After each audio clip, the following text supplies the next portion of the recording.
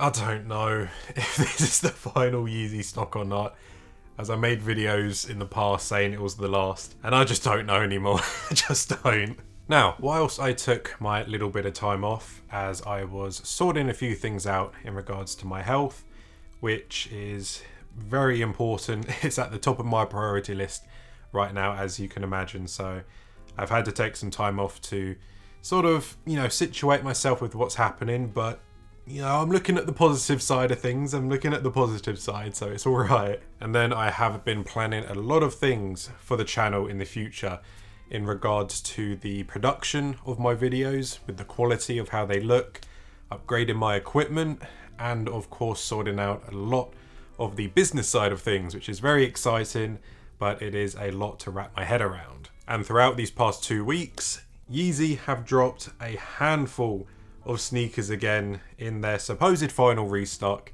and I've picked up a few, and now that they have all arrived and I've got some on-foot shots of them and I have had a chance to wear them for the very first time, I have now come to the conclusion of what pairs that I will be keeping and what pairs that I will be returning. And first up, we have the Yeezy 500 tactical boots. What is this even called? I forgot the name of the colorway. Oh, that was it. Okay. In the utility sand colorway. Now, I'll be straight up honest and say that I am returning these ones for the simple fact of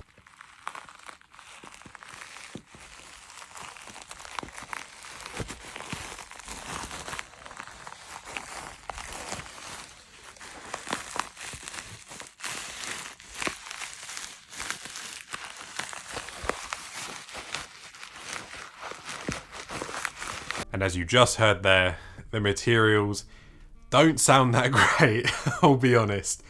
I don't know what it is about this pair, but the construction and the materials used are just not up there for $300. And that's £250 here in the UK, and in between for euros for the rest of Europe. And to quickly break down just how disappointing the materials are, is that the cut of the leather suede is razor thin. I was hoping that it would be a thicker cut because this is supposed to be an army-like boot, but it is incredibly thin and it's just super flimsy. It doesn't have any structure to it. I mean, you can see here the crease line down the middle of the toe box, which when I first saw that, I thought it must have been a joke, but yeah, it is what it is, and it's just really disappointing, the material that they've used for the leather suede here. And I understand that they wanted this shoe to be lightweight, but it comes at a price where you're teetering on the knife edge a little bit too much, and the nylon material for the actual boot section of this sneaker, just the way it sounds, the way it feels on foot, and just how it feels holding in hand, it feels really cheap.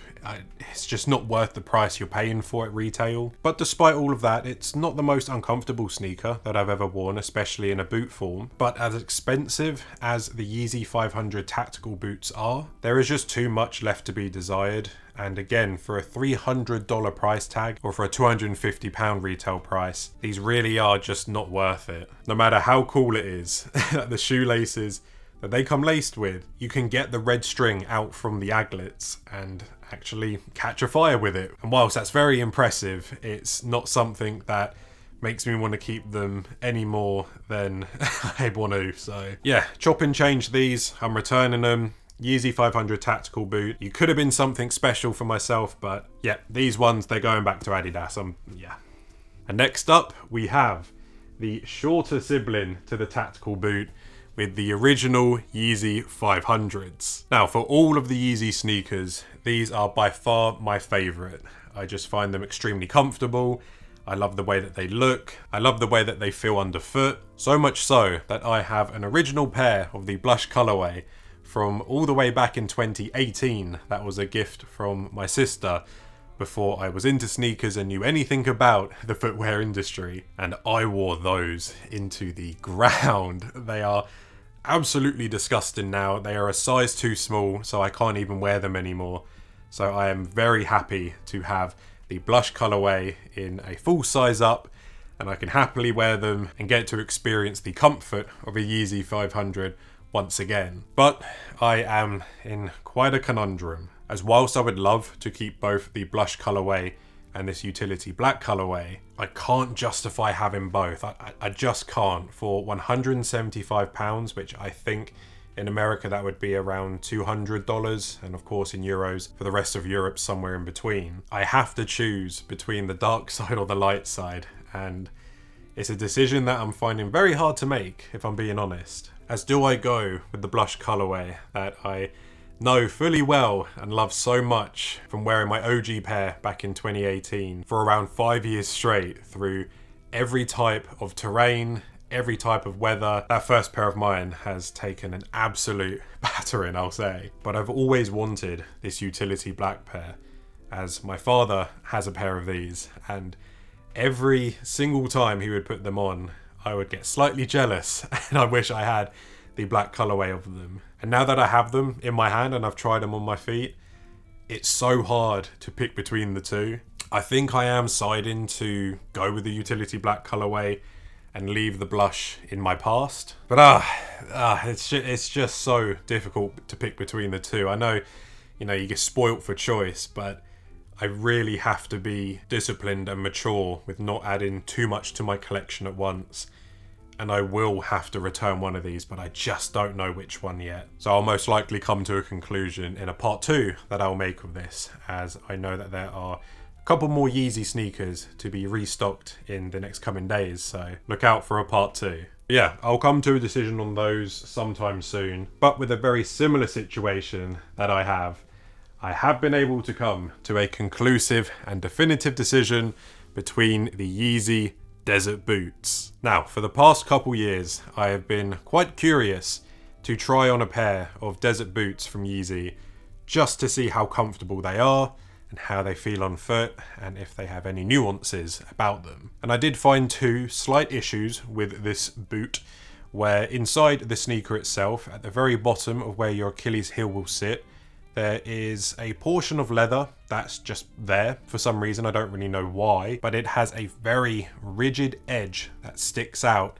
and rubs against your ankle, which is very uncomfortable, as you can imagine. Now, I can kind of get over it when I put thicker socks on, but it's something that, I just can't ignore any longer. But surprisingly, between the salt colorway and the oil colorway, I experienced that less with the oil colorway. I don't know why, but I guess it's just cut slightly differently depending pair to pair. So I'm not exactly happy with this salt colorway pair that I have here as much as I am with the oil pair that I have. And I did full size up in these, so I know that I've got the correct size, but as nicely padded and cushioned as the ankle collar and the tongue are, the very back heel section that has this little cutout part for your ankle bone to sort of situate itself into, as I'm walking, it kind of juts a little bit too much into my ankle bone, which I'm not really the biggest fan of. I mean, who would be? But like I said, just wearing slightly thicker socks, I can easily get past that feeling, so it's not that much of an issue, I'll be quite honest. But unlike the 500s, I've decided which colorway that I will be keeping and which that I will be returning. And now, it's not down to the quality of the leather suede, as both pairs are very nice. And it's not down to the overall build quality or the quality control itself between the pairs either. It really is just between which colorway that I would wear more. And the pair that I will be keeping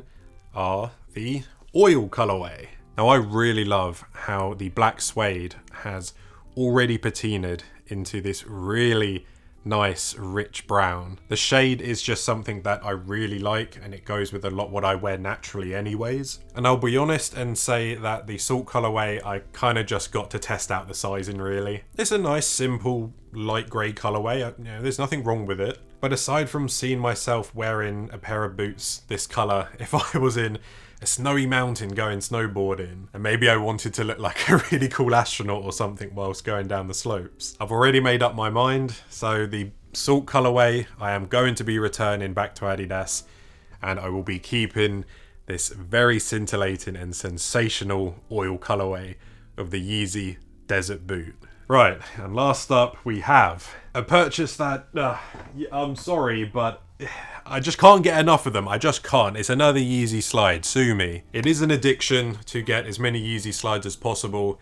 I just find them really comfortable to wear, and whilst I can't get every single colorway of a Yeezy slide, I'll definitely take the ones that I can get in my Bigfoot size at a 12. And so these Slate Marines are going to be joining my collection of Yeezy slides. I know I don't need any more slides, especially those on the darker shades of the slides with the blacks and greys, but hey, I'll take it. I'm happy I got them for the retail price. I'm never spending any inflated price on the aftermarket for a Yeezy slide, so yeah, I'll just take what I can get in my size. And yeah, those are the bits that I will be keeping and returning from this supposed final restock from Adidas and Yeezy. I wish I could keep them all, but I just can't. And stay tuned for part 2, as I am sure that there will be a few more sneakers from Yeezy that I will hopefully be able to get and try out for the first time, and see if I want to keep them as well, or if I'll just end up returning them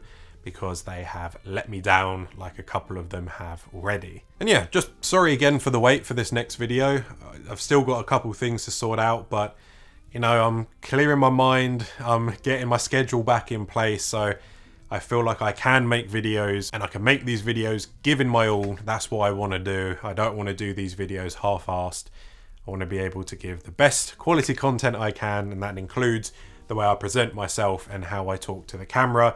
And to all of you at home, as you all deserve the best of content that I can produce from myself here on the Bear HQ channel. And yeah, with everything changing, hopefully my health keeps on improving and getting better and better, and all of my levels get back to where they should be, and nothing is going to get any worse. And yeah, with all of that being said, thank you all so much for watching. As always, do stay tuned for part 2. If you want to, go ahead and click the subscribe button. And whilst you're there, leave this video a like as well. I really appreciate that too. And yeah, I'll see all of you in my next video. Bye bye.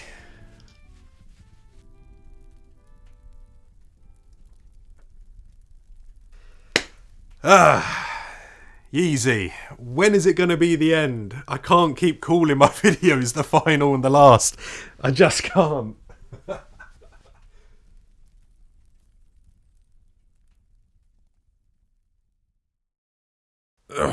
Oh god, this is so much shoe.